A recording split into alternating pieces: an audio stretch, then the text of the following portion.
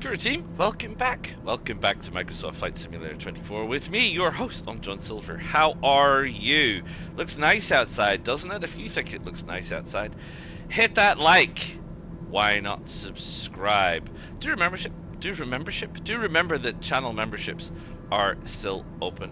And feel free to drop any comments and tips and tricks and any thoughts, suggestions, questions, etc. of your own in the comments below the video.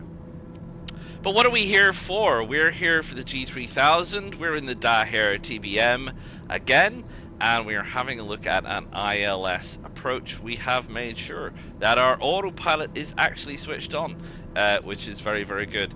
And we are flying a track. Now, normally, I would fly these in career mode in the mission, because the intent is to help you sort of knock those missions out of the park.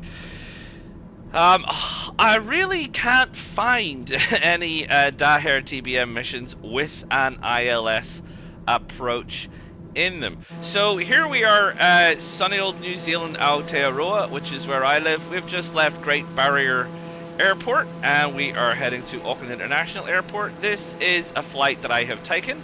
I don't fly planes, but I have taken this flight. It's a funky little flight. It's relatively short, but it's great, out over the Hauraki Gulf. And you get to see all the lovely islands out here. And on a nice day like this, it would be a really nice flight. So here we are. We are flying above the Hauraki Gulf.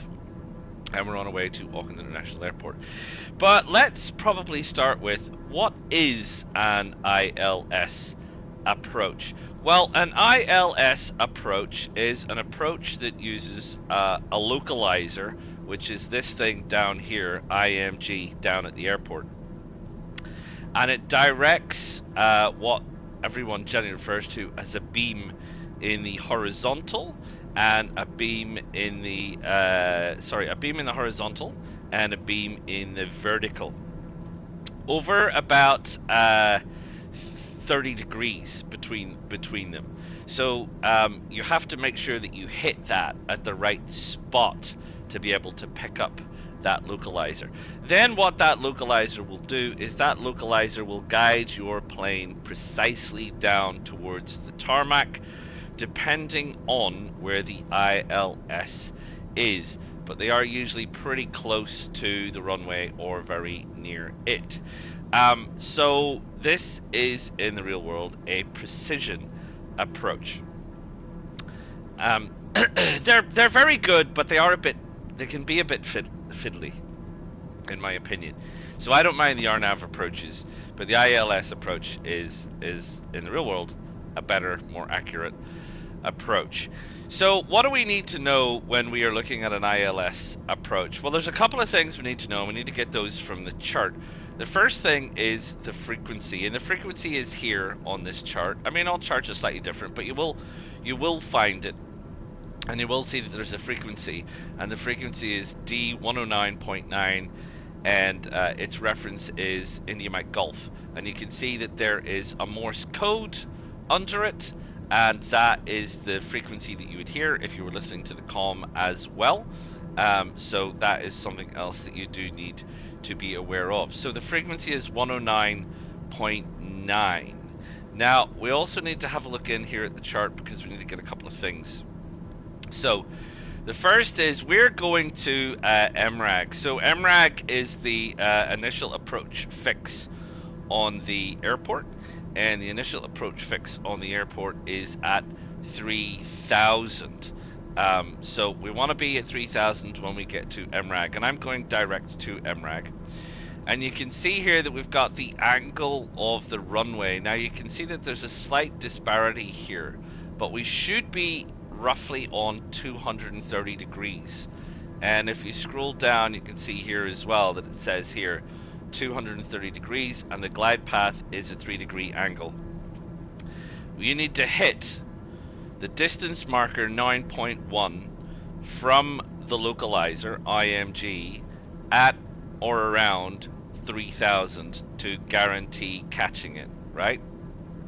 So MRAG 3000, and then you're going to head in towards the runway on 230 degrees, and when you get to distance marker 9.1, you should be able to pick up the localizer and that will pick you up, and then that will take you through Oriso, and then that will take you down to the ground. That's the plan, right? It says here that IMG is offset by 1 degree, so just be aware of that. So there's a slight offset, but that's fine, don't worry about it.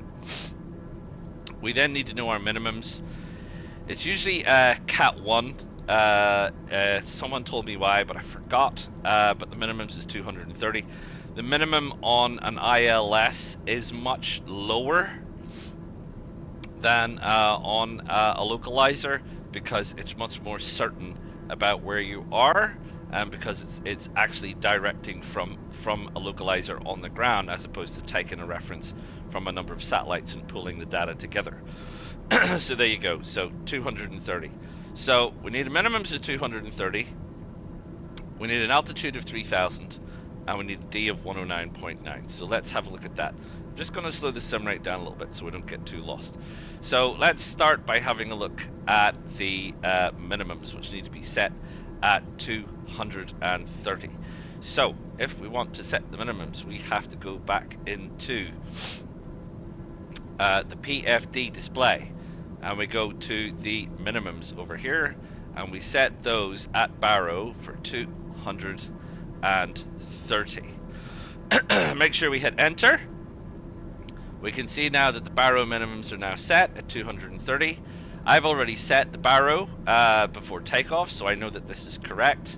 We are 19 nautical miles from MRAG, so that's fine. What we then need to do is we need to have a look at, I would set, just in case, I would set your heading. I wouldn't switch it on, sorry. I would set your heading at 230, which is the approach to the runway. So if we go here, so we now have the heading bug set at 230. So we know that we're going to fly towards MRAG, and then we're going to turn to our starboard, and we are going to capture this at 230 ideally. Now this should already be in the flight plan, so that shouldn't be an issue, but in case anything happens, we just need to be aware of that. Now you're going to need to set your altitude. So once the ILS picks up the plane, it will handle the altitude automatically, and all other altitude settings will be overridden. But we want to make sure we get to MRAG at 3000. So we'll set this at 3000. Now, here's the tricky bit. Will the VNAV pick it up? If the VNAV recognizes the flight path and we hit that, we get V and path, which means yes, it is. So we are now set to descend to 3000 towards MRAG, and when we get to MRAG, ideally the plane will start to turn, and we should be able to get on the onto the right heading to get ready to pick up the localizer. Yes, that is the plan. But there's one more thing missing, and that is we need to program in the frequency of the localizer. Now, it's a little bit weird on this version of the 3000 that we have the COM here, but the nav, which I really feel should appear here, doesn't actually show up here, which is slightly weird. So we need to make sure we still have the nav set at 109.9, and that appears down here. And you can see it was loaded automatically. I didn't load it in. It loaded automatically nav 1 109.9. So if I switch the CDI from here to the nav, it will pick up 109.9. But you can see it's white, so we're not close enough to pick that up yet. The ILS is a very directed frequency, very directed linear beam, so this isn't caught up. But if you do need to do that, where do you find it? Well, you come down here to nav and com. And what you have to do, if I go back, sorry, because I was checking it, this is also a bit weird. I don't know why we don't have nav frequencies here. And this says here, switch to navcom. But it doesn't, like, it's not like you press it again and you get nav. You just have com. If you want to set the nav, you have to go to audio and radio. And this is where you set your nav here, and you can, if you click it, this is where it appears on the screen. So if you click here, you set it at 109.9, and that's what you get. So that is the, see here it says active frequency 109.9, and this is a standby frequency. Now I don't need a standby frequency on this flight for any reason, but if you did need a standby frequency, say you were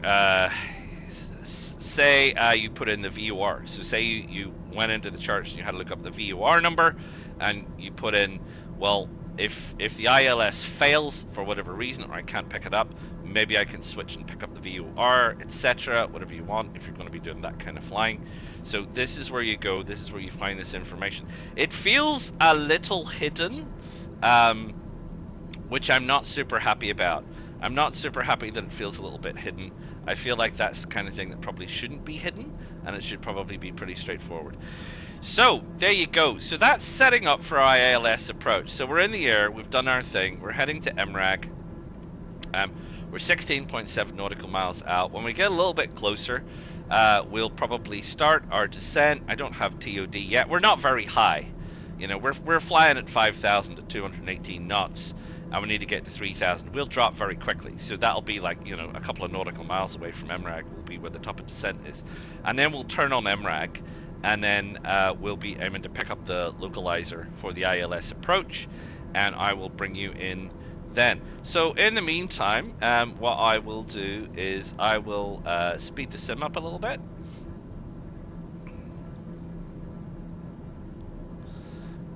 That's regular speed. You see, now we have gotten close enough to pick up the localizer. So you'll see here that it's now recognizing that there is a localizer. The DME is distance measuring equipment, so this is the distance to the localizer. So the localizer is directly from us, you know, 24 nautical miles away. It's come in dashed white, which means this is where it will come in when it comes in. So we know we're on the right track, and we know we are looking good. So there you go. So yeah, so I'm gonna enjoy the view over the islands. Looks like we're flying over Waiheke right about now. All the lovely vineyards down in Waiheke. Yeah. So MRAG's not a million miles away. So I'm gonna do that, and I'll bring you back when we're on transition to MRAG. I'll see you soon. Right, Kira, welcome back. So here we are. We are coming in on MRAG. We are descending. So we're descending at MRAG. We're not at 3,000 at MRAG. So that's a bit of a pain. It's calculated the bottom of descent at Creso. So anyway, we're coming in, and there's a few things that we need to do. So I've slowed down the sim rate to make sure that we can do them. First off is we need to change whatever we are coming in on. Because we can see, again, with the dashed line, we can see that we've got the localizer here all ready to go. So what we want to do is we want to switch over to localizer 1. See, GPS is flashing, so it's going to come off GPS, which is fine, goes into roll. So we go back up to nav, and we hit that back on again. You can see it's on loc, which means we have picked up the localizer, and it is green. So we're ready on the localizer, which is great. And the next thing we need to do is we need to hit approach mode. So you now see we've got GS for glide slope. And it's gone green. And we have the green diamond where the green diamond should be.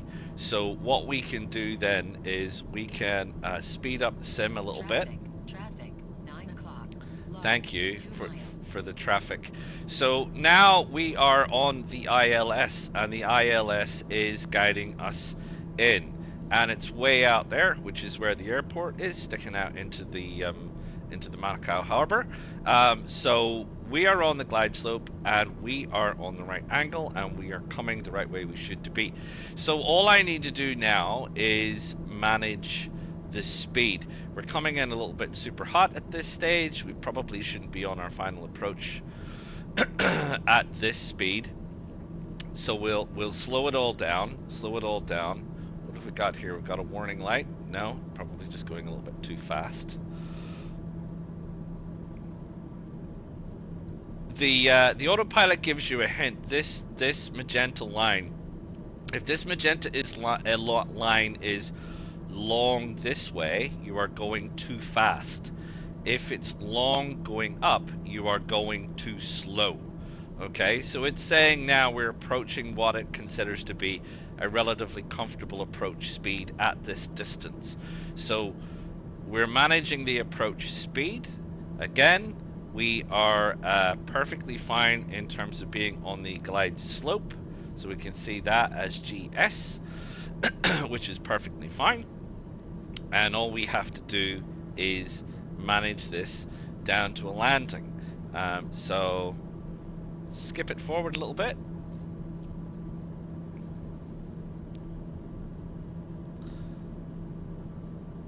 We're getting a little bit closer, so I think what I'm going to do is I'm going to start dropping the speed to something that I'm comfortable with. Let me just check the sim rate.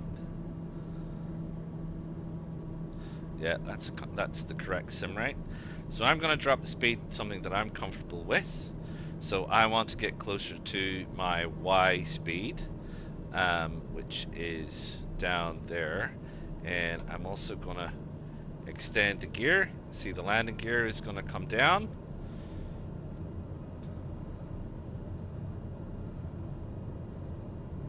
I haven't had to change anything. I haven't had to touch anything in terms of vertical. And you see, it's very smooth compared with the RNAV, which tends to, swing around quite a bit. So the gear is down. First stage flaps. That'll slow us down quite a bit. My advice is do the flaps while you're on autopilot. Don't disengage the autopilot too early and then do flaps. The autopilot is much better at managing the change in the vertical whenever you start manipulating the flaps. Speed is dropping. We're coming in. We're nearing the 1 mile. Second stage flaps. So now I'm getting ready for landing at this point. I said you see that the nose dips down a little bit. The autopilot will pick that up. So we just need to manage the speed. So we'll need to increase our throttle a little bit to accommodate the change in flaps. The drag. So there you go. We're about 80 knots or thereabouts. I want to see the nose of my plane, see my dials and instruments, see everything else. I still haven't touched anything in terms of the guidance. Throttle has picked up a little bit because we're still descending, so we'll drop that off. Pappy lights show 1 white and 3 red, so it's saying perhaps we're a little bit low. They're not exact at this distance. That's perfectly fine. We're still on track. We're still on a reasonably good speed. You drop it down to 80. We've hit our minimums, which is the decision altitude. Yes, we can land. It's clear. There's no traffic. That's all good. We are coming over the end of the runway, and it is at this point that I am going to take the autopilot off.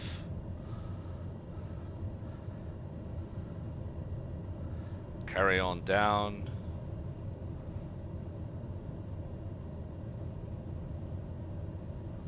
Coasting a little bit. And there we go. Turbo prop, reverse thrust.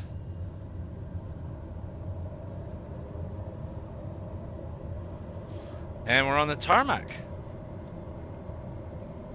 So there you are. That is the ILS approach for you. Not bad, huh? Team, I just wanted to bring you in because I have a cautionary tale that I'm just going to drop in here. This is the Beechcraft King Air 350i, right? And it has a G3000 like autopilot system, which is completely broken. So at first I was like, I wasn't sure what was going on. I thought it was just me, but I've been online. There's a number of videos of people saying there's a lot of things wrong with this plane's autopilot, and I concur entirely. When I say it's G3000 like, it's a combination of a mix of really a mess of things, honestly, and it's very hard to program, doesn't always work, has some things that very definitely don't work, some mistakes that it makes, a whole bunch of other bits and pieces. My general advice is do not fly this plane. So part of it is touch. So you can see you've got these boxes where you can go back and you can make things touch and various other bits and pieces. And you can go in and you can have your CDI and all the rest of the stuff like that and everything else. One thing you'll notice if you do touch some of this stuff is that there's no way to like get out of this, and it says menu for main menu. And there's no knobs, there's no dials, there's no bezel buttons, there's no nothing. And you're like, what the absolute deuce is going on? If you have a look down here, this is what you need to be looking at down here at this console. And there's only a few things that work. There's the menu scrolling, which is fine, but you can't see what's going on over here. So if you want to, you can try and perhaps get down here somewhere and try and activate that, because we can't change our look once we're here. And then if you try and turn this, nah, I can't see what's going on. So that's a real nightmare, because this is something obviously as a pilot you would just reach down and you would be watching that while you're doing that, but it doesn't work. The only buttons that really work here is that's an operative, that's an operative. You've got direct to, we'll talk about that in a minute, nearest, and we have back, and we have menu. Menu, as it says, will show you more options, and you can come over here and you can find a variety of options to do with whatever you want to do with, and you can also click on it and slide it up and down and everything else. This will take you to things like setting your nav. Now the issue with this is, remember how I showed you that one said active frequency, standby frequency? This says standby frequency. Now is that the active standby frequency, or is that to make it the standby frequency? Because if we transfer that, because this is a frequency we need to know. So the only way I know around this is, because I'm not sure, is I just make both the same, 109.9, and I enter that, and I just leave it how it is. Now the issue you'll see here is if you're trying to select an ILS, this doesn't actually show that it recognizes the ILS. There we go. Look, it's finally popped in. So it doesn't show you the designator. So do be aware that I'm not exactly clear which one is which. I think it's the white one, but none of these have gone green. So we are on the localizer, which is fine. We should, I hope, be able to hit approach mode. It says approach mode is on, but we haven't hit the glide slope yet. So we'll keep a very close eye on that on the ILS. So just do be aware that that nav is a little bit funky. One of the other things that's a little bit funky with this is, and I've tried this a number of times and I've looked it up, for some reason VNav does not work. It will not pick up a vertical profile, and there's no way to set a vertical profile. So the only way, or the only place you can actively find the flight plan is over here. So when you hit the flight plan, you can go to active flight plan and it comes up here. Now you remember on the other one you had a whole bunch of selections down the side, direct to, nearest, VNav, etc. You don't get any of that. You don't get any of that at all, which makes it very weird, because even to try and, like, I can't go direct to MRAG, which is the initial approach fix for the landing. If I go down here, and this is the MFD controls on this side, so PFD controls on this side, MFD controls on this side,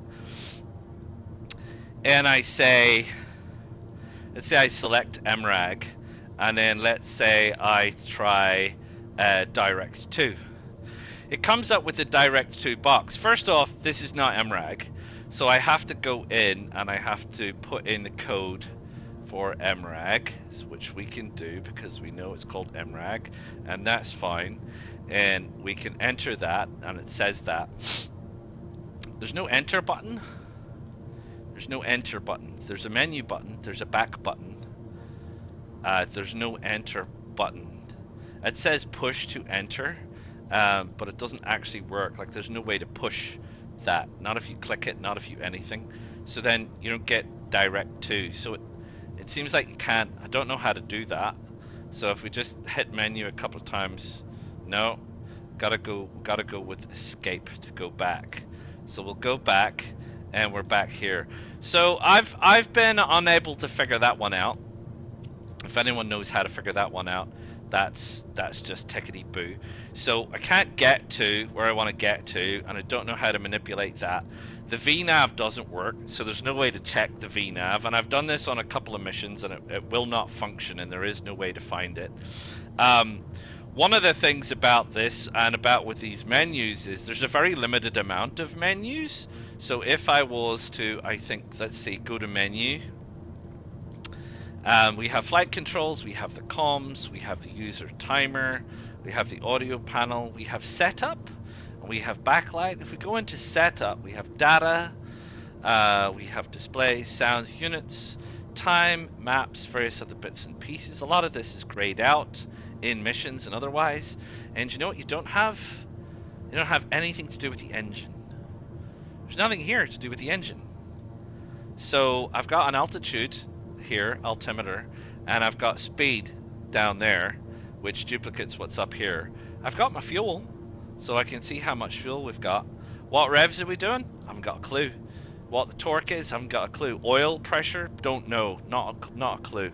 I have no idea what the hell is going on, and there is no way to throw any of that information up there. I haven't found it. I've been through all these menus more than once. Can't find it. Doesn't exist. Don't know where it is. Don't know what's going on. So that's that. So all in all, the functions down there, the lack of ease. This sometimes just messes around with you. This sometimes just changes. Like I'll set this to this, and then it'll just randomly change back to the PFD display, and I don't know why.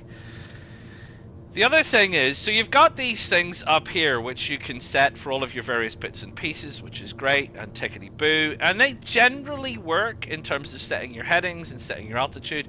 The thing I'd be careful with is the flight level change mode. So you can actually come in here, and if you click on the autopilot annunciator, you will get the automatic flight control system here, and you can set the indicated airspeed for the climb rate and the descent rate, so you can see it's up here, and you have nose up, which in this case is nose down, and nose down, which in this case is nose up. This seems to mess around and invert itself from time to. It's not always like that. On the ground, it's fine. And nose up is nose up, and nose down is nose down. But when you get in the air, it can go a little bit weird and go a little bit crazy and go a little bit who knows what. It's also dropped out of nav mode. It's no, I'm still on my locate. I'm still on my GS. So it's all very strange. And again, can't get rid of it. So you have to come back down here. You have to find your way back down here. You have to move over, shift around, get all of that, and go back. And that should probably take me back. So all in all, a bit of a nasty piece of kit. That said, let's speed up and see if we can't get it to pick up the glide slope. It should, I hope, still pick up the glide slope. But I had to navigate here manually, so I had to do all this get here manually. On a mission, slightly different. The flight path comes in a little bit more consistently than on this, which is a free flight. It's exactly the same flight, so we've picked up glide slope. So you can still use the localizer, but it is a bit of a faff, and there is a bit of faffing around. Do be aware that the VNav profile does not seem to work, so you'll have to manually do that with vertical speed mode is how you would manually do that. So you can certainly manually change. It drops in and out quite a bit. You have to click on this to get it back up again. It changes everything. It's not a particularly super plane, I would say. If you're struggling with this autopilot, trust me, you are not alone. Be very cautious with it. You can get it to work like I've got it to work, but it does take quite a bit of effort. So just do be aware of that. Cirrus Vision Jet is less of a problem, but this one in particular is a bit of a problem. So anyway, here we are back in the Daher TBM. So there you go. That is an ILS approach with the G3000. In the Daher, in the Cirrus Vision Jet, it's not much of an issue. It's pretty simple, pretty straightforward. The King Air, look, it's a dreadful plane. That autopilot has an awful lot of issues. Which is a bit of a shame because, and I've seen videos from like 3 or 4 years ago that says I had an issue then. Apparently, it hasn't been fixed. But certainly the missions that I've seen with the King Air, they're long missions. Now, I'm not saying you can't make the autopilot work in the King Air. You can. There's a lot of faff, and a lot of it doesn't work. So if you are in the King Air and you are trying to find out, just be aware that the functionality of the automatic flight control system is sketchy at best, and you'll need to be very careful and manage it an awful lot compared to some of the other planes that you might be jumping into with the G3000. So anyway, there you go. ILS approaches. I hope you find that useful. You will find the ILS approach, if you can nail it, is an awful lot smoother than the RNAV approach. Like I've said, the RNAV approach tends to wobble around a little bit due to uncertainties, etc. The ILS approach is much smoother. The landing is up to you, not up to the ILS. So you can definitely do that, and you can definitely come in real close to the runway and try and make the best fist of it. So that's jolly good. And I hope you have found this useful. If you have, hit that like, do subscribe to the channel, do click the bell notification. Do let me know if you have any questions, comments, tips or tricks. Maybe you fly the King Air a lot. Maybe you found a number of workarounds. Maybe there's some things hidden in submenus somewhere.